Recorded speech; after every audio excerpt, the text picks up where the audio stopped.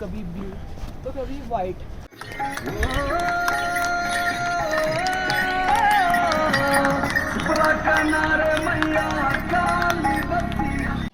Hello guys, good morning.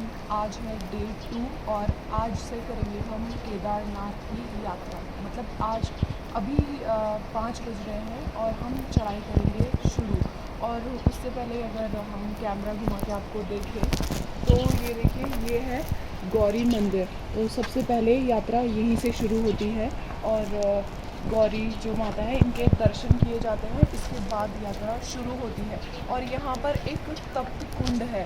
तो तप्त कुंड में बेसिकली गर्म पानी निकलता है और लोग इसी तप्त कुंड से मतलब नहा के और तब यात्रा अपनी शुरू करते हैं। और जो ये तप्त कुंड है इसमें बेसिकली गंधक का पानी मिला हुआ है, जिससे कि काफ़ी हद तक जो स्किन डिजीज़ होती है वो ठीक हो जाती है। तो चलिए हम यात्रा शुरू करते हैं। ओम नमः शिवाय। और आप देख सकते हैं ये लकड़ी पे जो कलाकृति बनाई गई है, ये हमारे उत्तराखंड में ऐसी ही शैलियाँ बनाई जाती है, ऐसे ही घर होते हैं, ऐसे ही आर्किटेक्चर होता है। और मैंने जितना देखा है उत्तराखंड के कुछ गढ़वाल रीजन में और कुमाऊँ रीजन में, ये जो कलर्स है, ये लाल, नीला, पीला, सफ़ेद, इनका कॉम्बिनेशन करके या तो मंदिर भी होते हैं और घर भी बनाए जाते हैं। और अभी आप देख सकते हैं सुबह के बज रहे हैं 5 और हम अपनी यात्रा यहाँ से शुरू कर रहे हैं।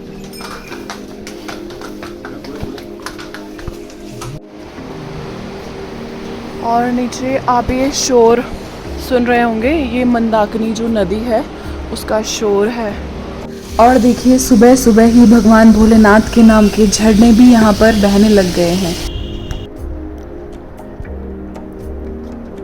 और ये देखिए जो आसमान है वो काले से नीला हो चुका है और यही मैजिक है नेचर का। देखिए इधर जो आपको दिख रहा है ना, सफ़ेद बर्फ़ से ढका हुआ पहाड़, तो ये एक और कलर है। So hello guys once again. और अभी बज रहे हैं 6 और हमने कर लिया है 4 किलोमीटर पार और हम पड़ाव दर पड़ाव बढ़ते जा रहे हैं आगे। और अभी दिखेंगे खूबसूरत नज़ारे, क्योंकि मैंने आपको दिखाया डिफरेंट शेड्स ऑफ नेचर, कभी ब्लैक, कभी ब्लू तो कभी वाइट। और जो हमारा फाइनल डेस्टिनेशन होगा वो होगा पूरी तरह से वाइट। तो बने रहिए हमारे साथ। तो वो वाला गाना तो आपने सुना ही होगा, कौन सा, मैं आपको बताती हूँ अभी। शिव का कैलाशु गाई पहली पहली घाम, शिव का कैलाशु गाई पहली पहली घाम, सेवाला गणु आई बजरी का धाम, बजरी का धाम, बजरी का धाम, सर फैली गाइस अगर आप नीचे गौरी कुंड से 4 किलोमीटर ऊपर आएंगे तो आपको यहाँ पे सुविधा मिलेगी खाने पीने की और आप जो भी चाहें खा के ऊपर जा सकते हैं, ब्रेकफास्ट भी कर सकते हैं यहाँ पे।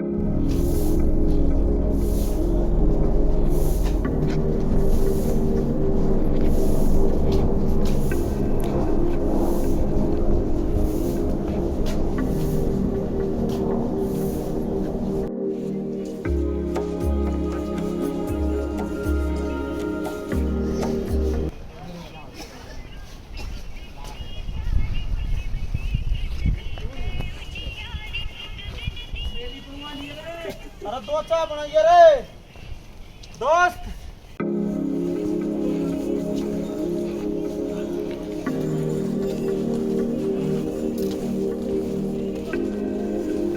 यहाँ पे 2 रास्ते हैं और केदारनाथ जाने के लिए दोनों ही रास्ते ऊपर तक जाते हैं। और ये जो नीचे वाला रास्ता है ये थोड़ा लॉन्ग रूट है और जो ये वाला रास्ता है ये थोड़ा शॉर्ट है।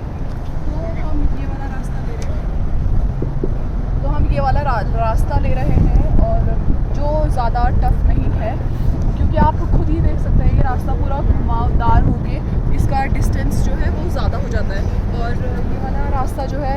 शॉर्ट डिस्टेंस है इसका, so will cover this one, so stay tuned. Guys आप अगर ये नदी देख रहे होंगे ना, ये मंदाकिनी नदी है जो चौराबाड़ी ग्लेशियर से होके नीचे आती है और वो ऊपर केदारनाथ के पहाड़ है, हमें बेसिकली उधर जाना है और उधर ही रामबाड़ा है। केदारनाथ के पीछे है चौराबाड़ी लेक।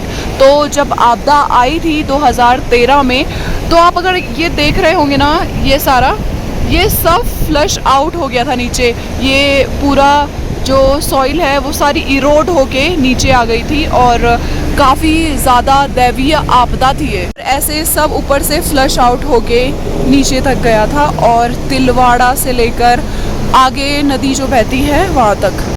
और अगर आप ये देखें, इतना सुंदर दृश्य है और ये धूप धीरे धीरे फैल रही है पहाड़ों में, तो हमें मतलब ये नज़ारे देख के थकावट थोड़ी सी भी महसूस नहीं हुई, बिल्कुल भी। इवन काफ़ी ज़्यादा अच्छा लगा और इतना पता नहीं चला रास्ते का। क्या ग्लेशियर का पानी है भाई। इस पहाड़ों की खूबसूरत बात क्या है ना कि जैसे जैसे डिस्टेंस बढ़ता है वैसे वैसे क्यूरियोसिटी बढ़ती है और खूबसूरत नज़ारे जो हैं वो बढ़ते रहते हैं। क्यूरियोसिटी जो होती है वो बन जाती है। जैसे कि अगर ये पहाड़ है और हम इधर से चल रहे हैं तो ये पहाड़ के बाद हम सोचेंगे कि व्हाट नेक्स्ट। और जैसे ये केदारनाथ का पहाड़ है, इसमें भी अभी हमें ये लग रहा है जब हम वहाँ पे पहुँच जाएंगे तो हमें ये लगेगा कि इसके पीछे क्या है, व्हाट नेक्स्ट। तो ये एक क्यूरियोसिटी बनी रहती है। अगर आप केदारनाथ जाने में पैदल यात्रा करने में असमर्थ है तो यहाँ पर घोड़े खच्चरों की व्यवस्था भी है जो कि 1000 रुपये से शुरू होती है और अगर आप आधे रास्ते से घोड़े खच्चर लेते हैं तो उसका प्राइस और ज़्यादा बढ़ जाता है।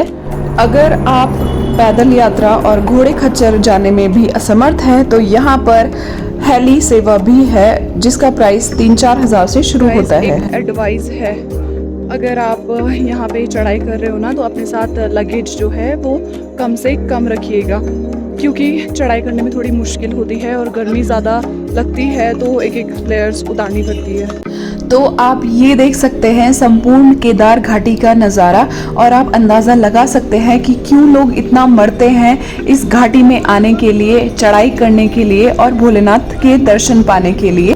और कितने सारे लोगों का तो जीवन भर का सपना ही रह जाता है केदार बाबा के दर्शन करने के लिए। और हम तो बहुत ज़्यादा लकी हैं जो कि इसी देवभूमि में पैदा हुए और हमें मौका मिला केदारनाथ तक जाने का।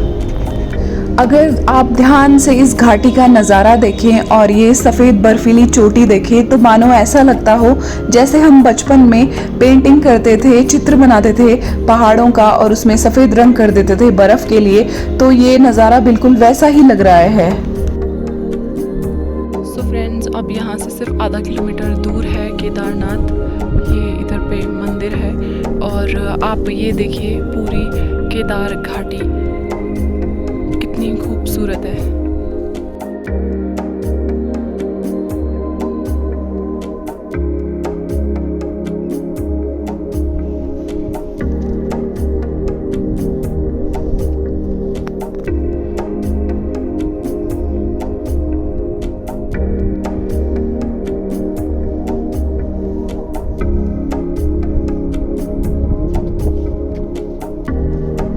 तो दोस्तों आप बिलीव नहीं करेंगे, जब मैं आधे किलोमीटर का जो सफ़र बचा हुआ था और ये जो नज़ारा सामने दिख रहा था तो न मेरी आंखें बंद हुई और न मेरा फ़ोन हटा, क्योंकि नज़ारा ही इतना खूबसूरत था कि ऐसा लगा कि इसको कैद करते रहें जहाँ तक पहुँचने के लिए, मंदिर तक पहुँचने के लिए। और मैंने ये पूरा शॉट लिया है वहाँ तक। और चलते चलते फिर चलिए आपको केदारनाथ की कहानी सुनाते हैं जो कि एक पौराणिक कथा है और पौराणिक कहानी है जिसकी पौराणिक मान्यता है।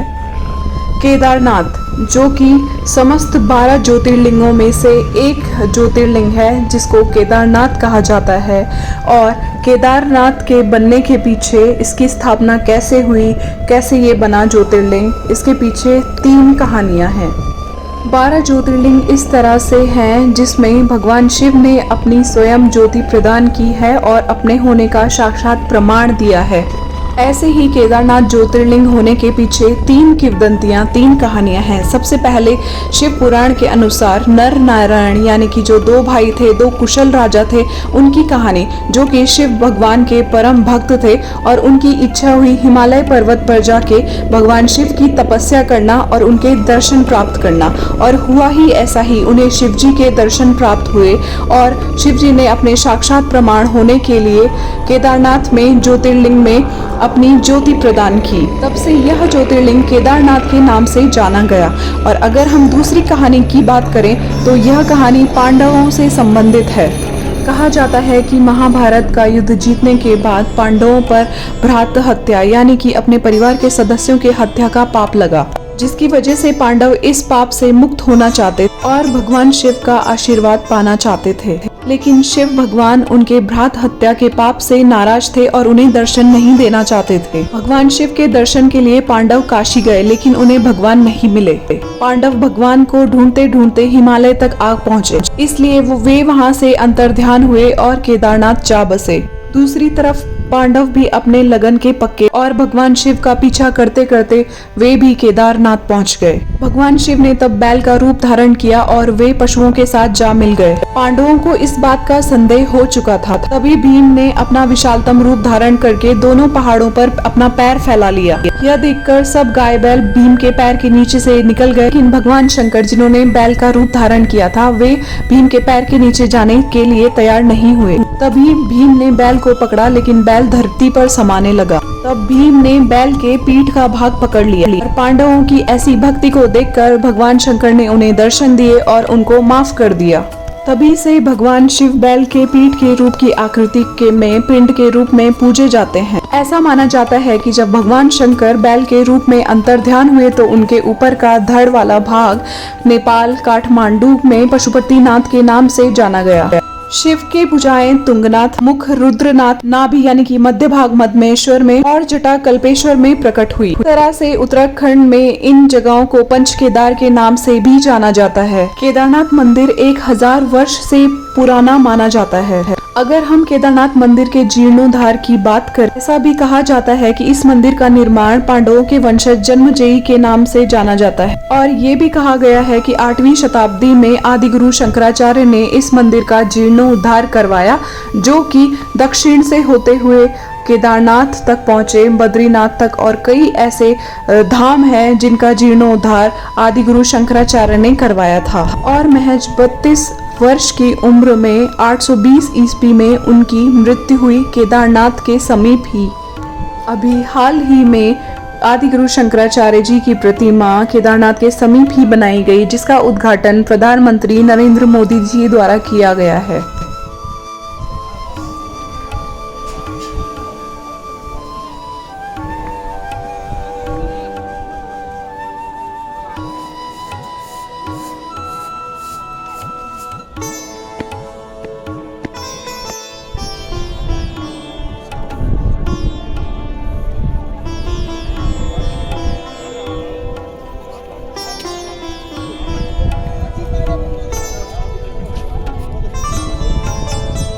गाइस अभी बज रहे हैं 3 और मैं आपको दिखाती हूँ केदारनाथ का नज़ारा।